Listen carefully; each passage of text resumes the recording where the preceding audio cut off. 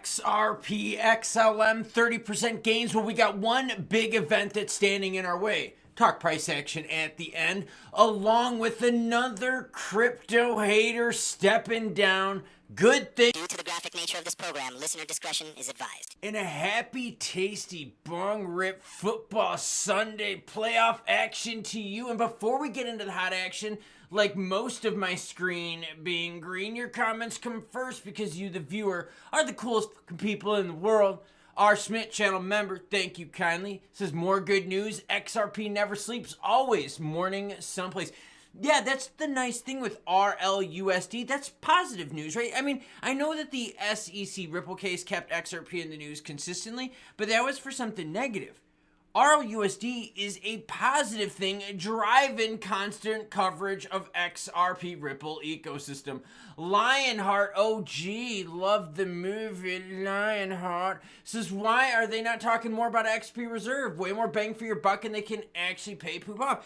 Yet, already talked about one big company out there putting XRP on their books. Every time I find a big one, I'm going to share it with you. But honestly, they're waiting for the regs. That's the reality of the deal. BTC got the golden pass as a commodity. We know that, right? Let's just be honest here. We know BTC's gotten the golden pass. So once we get the regs, once we get the actual crypto good bros and gals in office starting January 20th, we're going to see some changes. Shipseki says, Klaus, just wondering if your wife is Korean.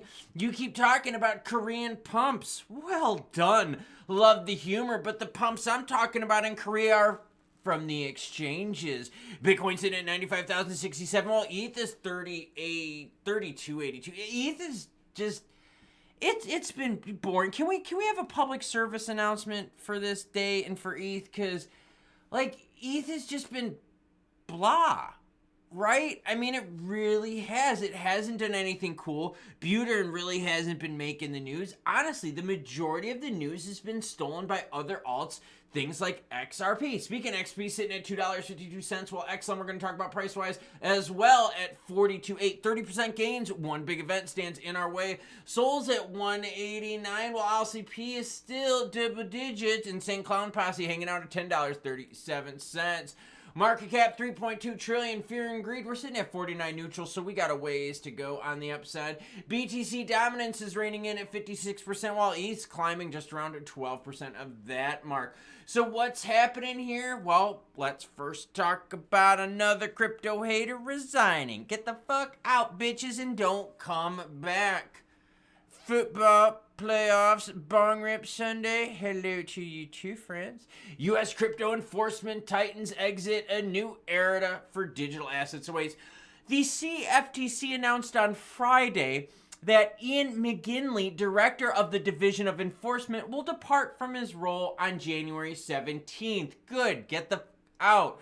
McKinley, who has served since February 2023, is credited with establishing the CFTC as a premier law enforcement agency for digital assets. Ian led the Division of Enforcement for 2 groundbreaking years, raising the bar to historical size. Dude, what did the CFTC do positively for crypto? Nothing. In fact, the CFTC cases that they did catch, like, the penalties again already hurt people. All the fraud cases, all the BTC cases they heard, they didn't stop anything before massive amounts of damage was done and the things were already exposed late to the game. So again, you're praising yourself for not really doing shit. That sounds exactly like the United States government. All right, so what's the big event in the way that could either help us, hurt us on 30% gains? Well, it's CPI data. Been hot here the last couple reports. The market is moving on macros, not only the crypto markets, but the stock markets as well. They're moving big time on macros because you got two different things here, okay? You got macros and you got some geopolitical stuff going on. Now, for the short term, macros are going to rule the roost. You get a hot CPI data, oh, poop, man. That could easily remove 30% from the market because then you got Jerome Powell going, yo, we're going to stay paused for longer, okay? Good CPI data, we talk about 30% rally. XLM's price may be poised for a 30% rally. All you need to know. Okay, so CPI data is going to be the biggest in terms of near-term action that's going to be happening, okay? after CPI data, and by the way, we're going to have a live stream, okay? It's on the 15th, Wednesday, 8:30 a.m. Eastern time. Be there or be watching it later, you know? I'm going to upload it. But chat's always cool as shit. Okay, after that, that's the 15th. You got 5 days later is when all of these players, right? All the Trump appointments, all the SEC heads, the CFTC heads, the crypto czars, all these people, they actually get to take their position. That is bigger than CPI data. So yes, 30% gains, it's possible.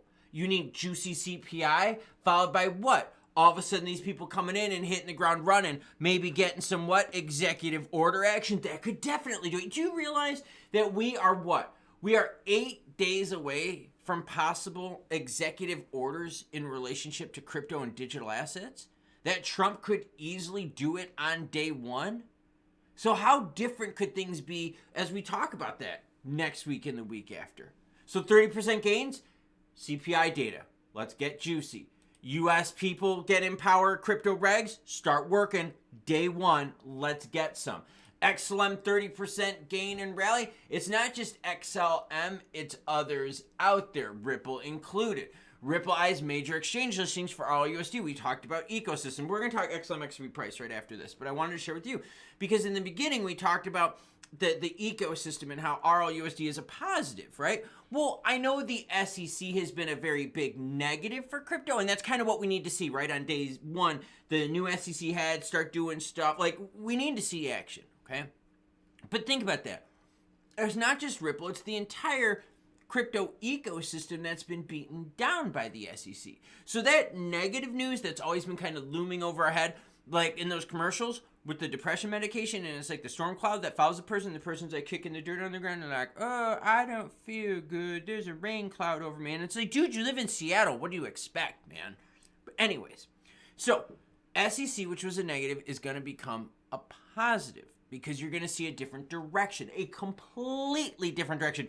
Don't think that this is going to be like a very subtle change. No, this is going to be the most stark, contrasting 180-degree shift you've ever seen within agencies. SEC, CFTC, the whole regime is going to be different. All right? So 30% gains, definite possibility. Presidential crypto executive orders, a possibility as well. Ripple, the positivity with RLUSD, positive story. The SEC, which hurt crypto, XLM, XRP, all of our alts out there, is going to become a positive for crypto. Because imagine what happens to the market when I bring you news of saying, oh, the SEC just created new blah, blah, blah, blah, blah, blah, blah, and it's great for crypto. People are going to be like, whoa, whoa, whoa, SEC, good for crypto? Yeah, that's what I'm going to be reporting on soon. So let's talk RLUSD and listings. Okay. A lot of us have said that there's cryptos out there that we're into that we wish would be listed on big exchanges like Binance, Coinbase, etc., right? I've seen plenty of them, right? Now, RLUSD is kind of looking for that thing too. They're like, all right, cool. Could we be listed on the big players playbook? Now, I would love to know how much it costs to list RLUSD on Binance. I'm wondering what kind of fees Binance is banking on that one. Or Coinbase. Ripple is intensifying efforts to expand its US dollar peg stablecoin RLUSD, aiming to secure listings on prominent exchanges such as Coinbase. Jack McDonald, Ripple's senior vice president of stablecoins, recently discussed the company's roadmap during an interview, highlighting Bitstamp's recent decision to list it. And that trust, right, as they start seeing these exchanges, start seeing that there is change from the SEC, they're going to want to list RLUSD because they're like, oh, okay, well, obviously the SEC isn't going to go bend them over now because Gary Gensler and the rest of his cronies aren't in power. It's the new guys, the new pro-crypto guys. So, yeah, I think you're going to have a better chance. And like I said, it's not all going to happen on the 20th. People are going to come in at this at different time frames and different waves. In terms of getting regs, I could honestly see one of the biggest waves that we see in terms of crypto volume, in terms of crypto juiciness, making like lots of action happen is when we actually get like the voting on the regs and getting all that done. Like the actual day it's done, signed in, like that I could see as a big pivotal day because it's what we've been waiting for. Now XLM price, XLM had a good pumperoni up here. 45 cents in change. Couldn't hold it, but that's okay. Sitting right now at 42.84. Volume super high for XLM, and it's a weekend. And it's a playoff football weekend. So how many people you think are going to be paying attention to football and not paying attention to crypto? And I'm not talking about European across the pond football. I'm talking about the oblong pigskin, where the big fat guys up on the front line push around people so like the real fast people behind them can run through. By the way, did you watch that Texans game last night? Ooh, baby. All right, so the 1 month for XLM looks like this.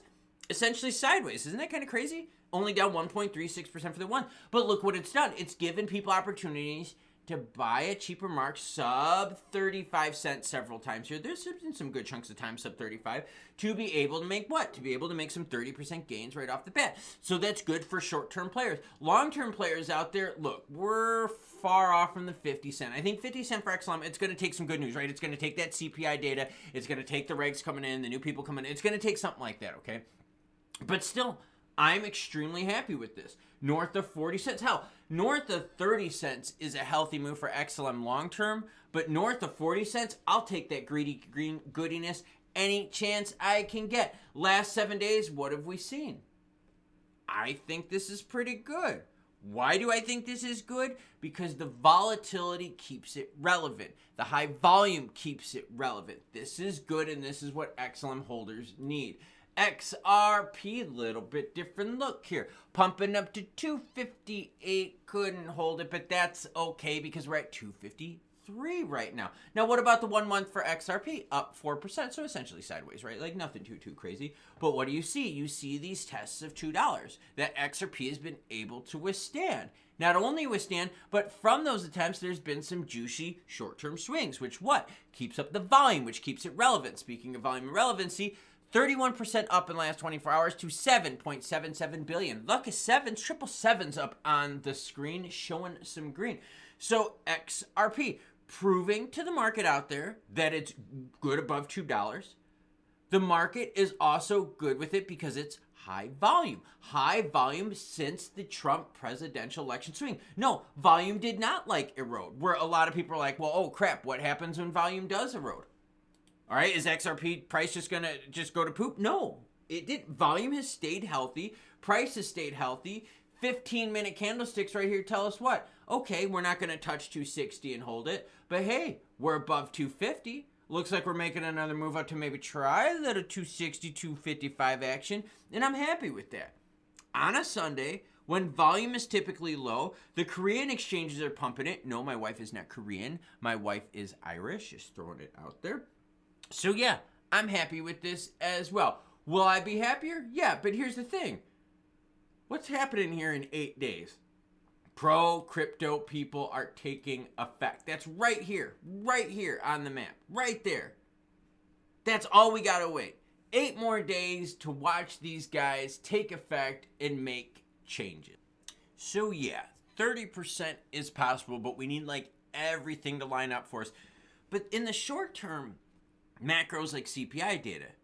But the long term, I believe, and tell me down below what you think, I believe that in the long term, all the stuff regarding the SEC, them being more pro-crypto, CFTC, having the crypto czar taking effect, having the House, the Senate, and the Republicans all be into that, right, where they're all in the same party, where they could get stuff through, I think that outweighs a couple bad CPI reports. Now, that's the thing, though.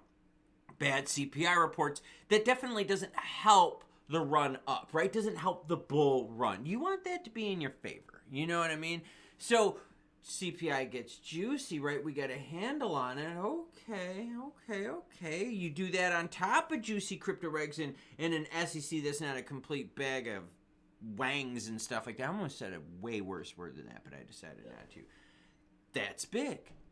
So I think we got a lot of positivity going on ahead of us with maybe some short-term negativity with inflation and CPI. But that's happening live Wednesday, 8:30 a.m. Eastern Time. Almost at p.m. No. 8:30 a.m. Eastern Time on Wednesday. CPI data live stream. We're going to be there. Hang out with us. Chat is always cool as shit. I hang out in the chat too, usually before the video and after, just sharing it out there with everyone. Choo-choo bitches.